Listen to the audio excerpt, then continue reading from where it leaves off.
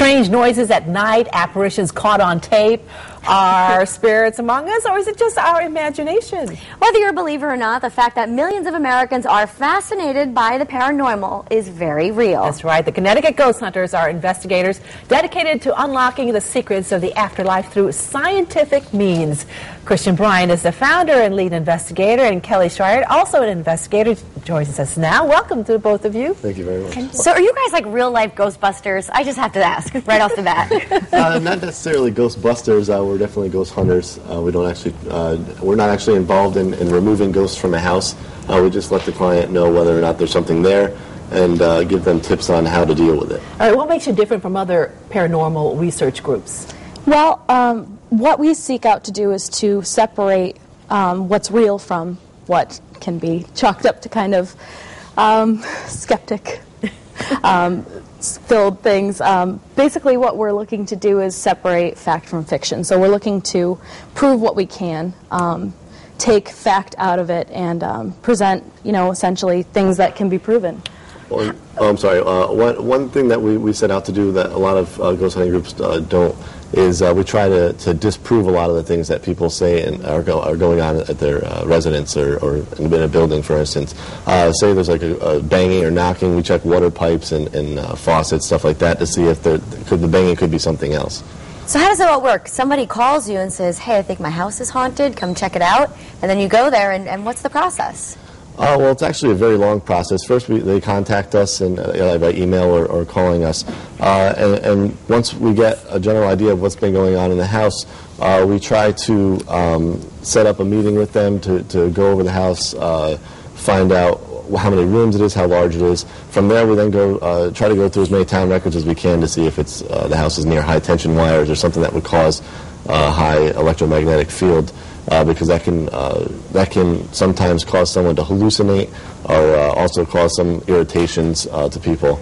From there, once we go into the house, we set up all of our equipment and the investigation begins. It can be pretty alarming. Let's take a look at some of the pictures that you brought along to share with us. All right, great. The first one here is, what exactly is that, Christian? That's actually a picture we brought in to show. A lot of times when you're investigating, especially when it's cold at night, you'll see something like this in the camera. A lot of people would chalk that up to being a ghost trying to form, something like that. That actually is nothing paranormal. That's somebody's breath in front of the camera.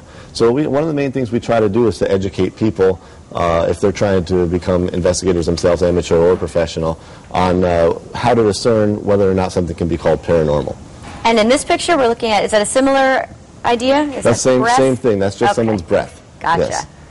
A lot of people are very alarmed when they think they see something, though, isn't that right, Kelly? Oh, yeah. We get a lot of, actually, emails sent in with pictures of things that people believe to be paranormal. Now, obviously, we can't tell them one thing or another because we weren't there when the picture was taken, but in a lot of cases, it's something like that. It's breath, it's, like people seeing the Virgin Mary and ice cream. It's a lot of things that you can't really necessarily say are paranormal or not. So you need to be there for that. We have some more pictures to get to, and you're doing an investigation inside a bedroom. So right. We're kind of setting the scene here. What are we looking at? This is actually a zoomed-in part of the headboard of the bed. We posted a picture online. It's a full picture of the entire room, and there was an apparition in the doorway, which you can kind of see on the right there. And all we kept getting from people online was that, oh my God, there's something in the headboard. There's something in the headboard.